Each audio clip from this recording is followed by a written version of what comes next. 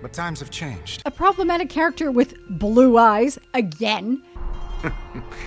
Welcome to my Dragon Age Absolution review and lore observations for Episode 2, The Will of the Maker.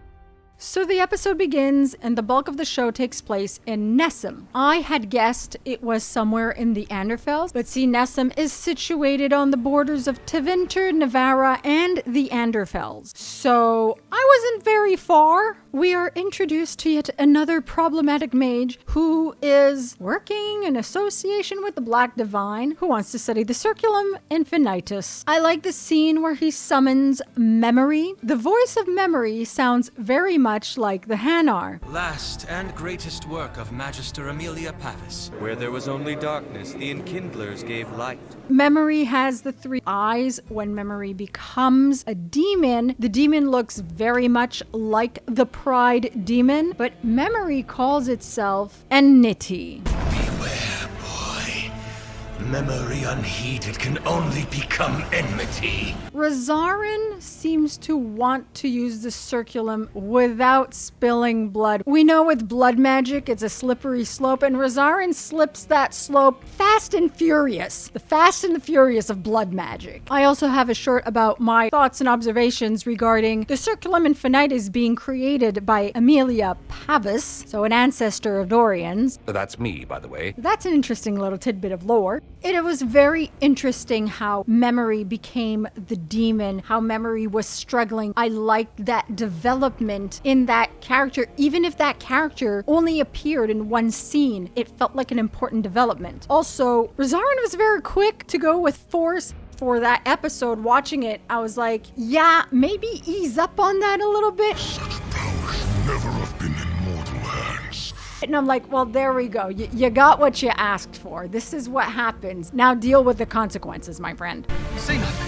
I like the romantic relationship between Rosarin and Tassia. She balances him out. I wish he would have listened to her because I liked his character in terms of a villain and the development. There was a spot in the story where it could have gone one direction, but it went in the other direction. Rosarin, you look like every bad rumor about us combined.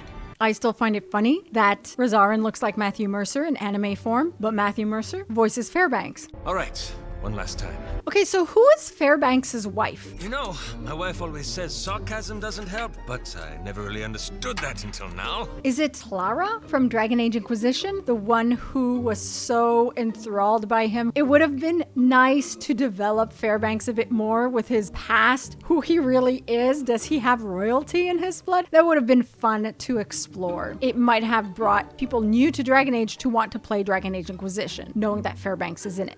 And would you look at that? Something that looks like an Evanuris in Tevinter. One we've seen before, no less, in the official trailer and on the official poster. Initially, watching episode 2, and I'm like, oh my goodness, Fairbanks going full on evil. For what it's worth, I wish there'd been another way. Now understanding the scene, but it was very interesting. It was well made. I found it a little cheesy at the end where Miriam finds him and he dies in her arms, and then the others find her while she's holding the Circulum and like tum tum tum. I found that a little corny as a cliffhanger, but overall the second episode was very enjoyable, and I liked that Fairbanks is about to say something, trying to tell Miriam something, and he dies. I don't like that he dies, but I like the sort of build-up, and the fight between Hera and Fairbanks was quite interesting. I was wondering also why they would have brought Fairbanks as opposed to any other Dragon Age Inquisition character to be in that role, in that position, the recruiter, the one explaining the lore and stuff like that. I understand now why they chose Fairbanks, because they wanted it to be a character that they could kill off. But because they chose Fairbanks and the way that they developed him in the show, I'm not happy that they killed him off.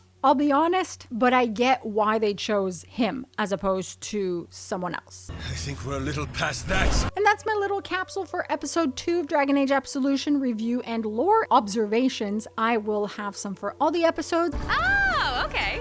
And I will have an overview where I state my honest opinions about the overall show, Dragon Age Absolution. So stay tuned for that. Head back to the rendezvous. Like this video if you like and subscribe to be Jimmy approved. And I'll see you all soon.